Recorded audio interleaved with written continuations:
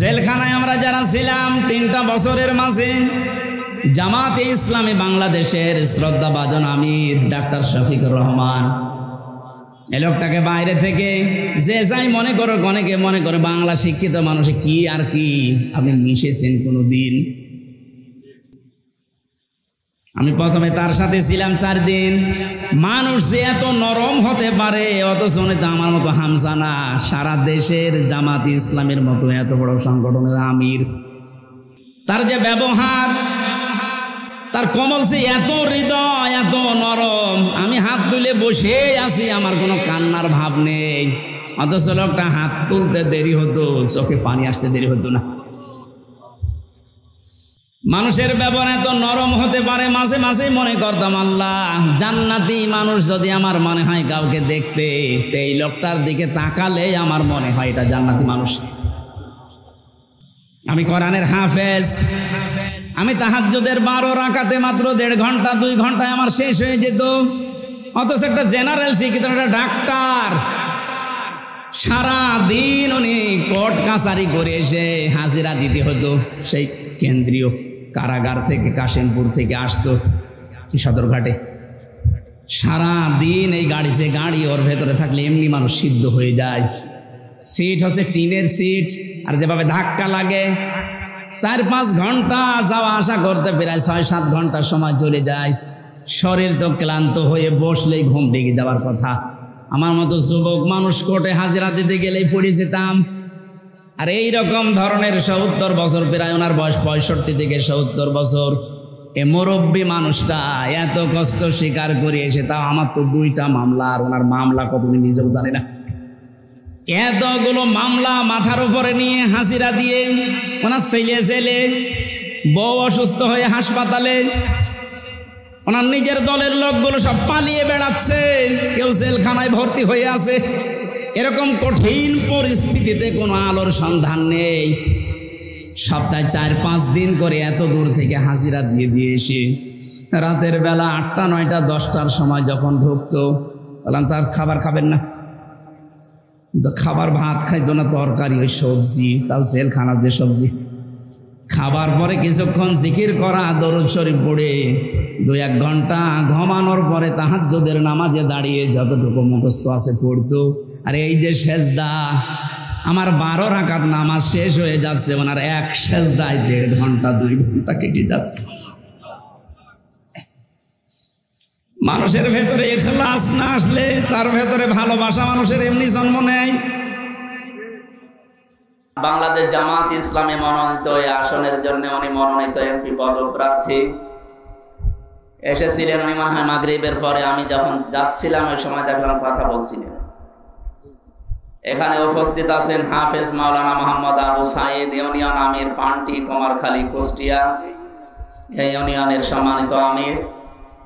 মঞ্চে বসা অত্র এলাকার সর্বজন শ্রদ্ধাভাজন ব্যক্তিবর্গ, সামনে বসা মুসলমান ভাইরা, পর্দার আড়ালের সম্মানিতা মা এবং বোনেরা, এই যে যারা দাঁড়িয়ে আছেন, বসার জায়গা পান না, এসব জায়গায় তো বসা যায় না। এত মূর্তি ভাঙার পরেও যদি এরা দাঁড়িয়ে থাকে, এমন মনে হয় মূর্তি বাদ দিয়ে এদেরকে ভাঙার দরকার। যাদের মাজায় সমস্যা নেই একটু বসে, এটা ইবাদত চলছে অলরেডি। এখানে কত ব্যস্ততম মানুষ বসে আছে আপনারা টের পাচ্ছেন। এনার 2 আসনের দায়িত্ব, এখন যাই আরো বিভিন্ন কাজ ছিল। কোরআনে কারিমের মহব্বতে কোরআনে কারিম শোনার জন্য উনি বসে গেছে। ওনার মতো ব্যস্ত মানুষ আরো যারা যদি বসে থাকতে পারে কোরআনের মহব্বতে, আপনি দাঁড়িয়ে আছেন কেন? বসেন, নাকি চেয়ার দেওয়া লাগবে? বসে পড়েন। এই ছেলে, কতবার বলা লাগে বসেন। আজকের এই অনুষ্ঠান কি শুধু মুসলমানদের জন্য? দিনের বেলা আপনারা যেটা করেছেন ওটা হয়তো সবার জন্য ছিল নাকি? আমি আসার পরে যতটুকু শুনতে পেরেছি, জানতে পেরেছি, অন্তত মাগরিবের পর থেকে যা আরম্ভ হয়েছে, এখন পুরাটা ইবাদত চলছে।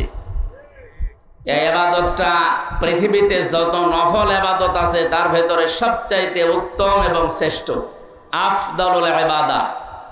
এখানে ইসমে তাফসিল দিয়ে নবীজি জানিয়েছেন পৃথিবীতে এর চাইতে উত্তম ইবাদত আর নেই। মসজিদে নববীতে নবীজি প্রবেশ করে দেখলেন কিছু মানুষ কোরআন শরীফ নিয়ে ব্যস্ত আছে।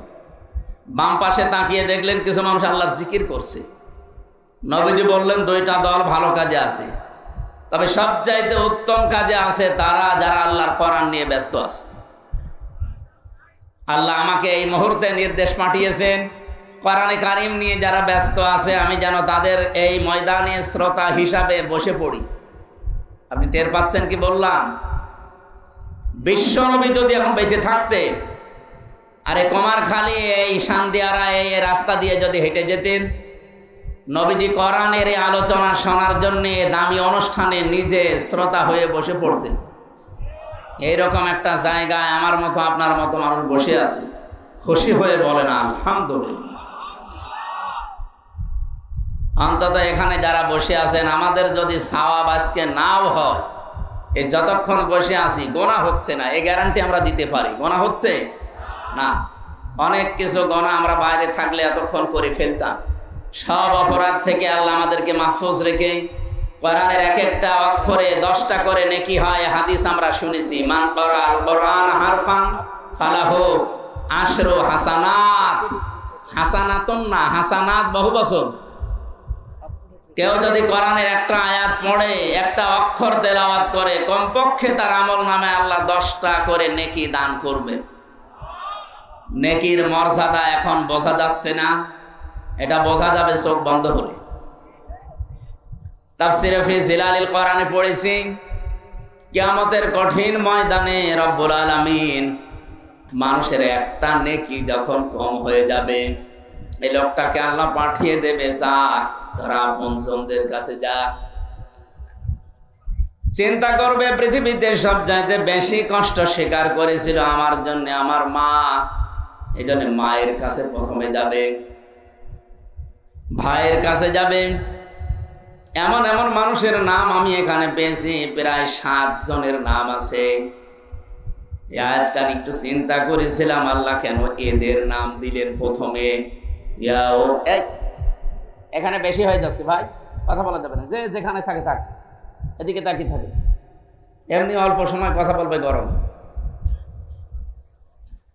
ইয়াওমা ইয়াফিরুল মারউ মিন আখিহি ওয়া উম্মিহি ওয়া আবিহি ওয়া সাহিবাতিহি ওয়া বানি।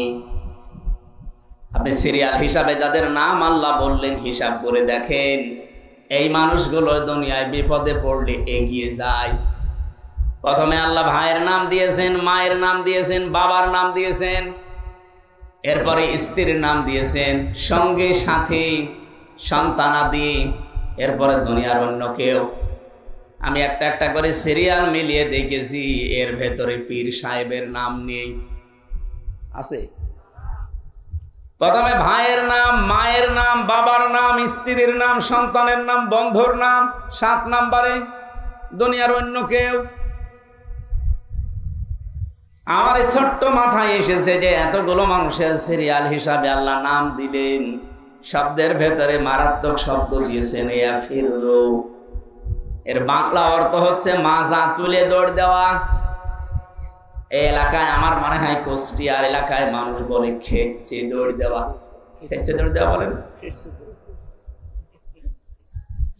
সাপে তাড়লে, বাঘে তাড়লে মানুষ যেভাবে দৌড়ায়, কিয়ামতে আপনজন দেখলে মানুষ ওইভাবে দৌড়াবে। কুষ্টিয়াবাসী, এটা রেকর্ড হচ্ছে, তামাম দুনিয়া এখন শুনতেছে, বাংলা ভাষাভাষী যারা লাইভে, সবাইকে উদ্দেশ্য করে বলছি, যাদের নাম বললাম সিরিয়াল হিসাবে আল্লাহর দেওয়া ঘোষণা অনুযায়ী, এরা যদি কিয়ামতের দিন স্বীকার না করে পালিয়ে যায়, বলেন তো যারা পীরের ওপরে ভরসা করে আছেন, আল্লাহর কসম অনেক পীর বলবে আমি পীরই ছিলাম না। আপনার মা যদি বলে আমি সন্তান পাবো কোথায়, আমার তো বিয়ে হয়নি, বাবা যদি বলে আমি সন্তান পাবো কোথায়, আমার বিয়ে হয়নি, আল্লাহর কসম পীর সাহেব বলবে আমি পীরই ছিলাম না, মুরিদ পাবো কোথায়। এজন্য কারো ওপরে ভরসা করে কোনো লাভ নেই। আপনার শুধু নিজের জীবনের উপরে ভরসা করেন, কতটুকু কাজ কারবার আপনি করলেন, আমার এই 33 বছর বয়স, এই 33 বছরে আমি যা করেছি এইটার উপরে ভিত্তি করে আমার জীবনে কিয়ামতে আল্লাহ বিচার করবে।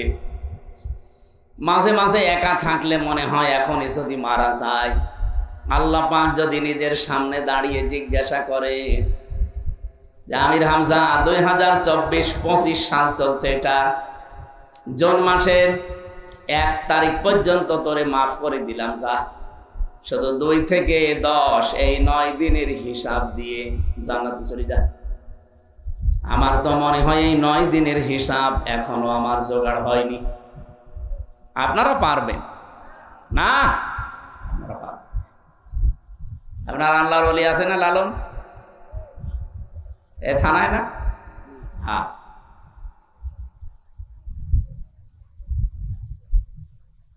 তাফসিরে ফি জিলালিল কোরআনে সাজ্জাদ কুতুব রাহমাতুল্লাহ আলাইহি আয়াতের ব্যাখ্যা করতে গিয়ে লিখেছেন, কিয়ামতে যখন একটা একটা করে সবাই পালিয়ে যাবে, লোকটা মাথা নিচু করে সে আল্লাহর দরবারে দাঁড়াবে।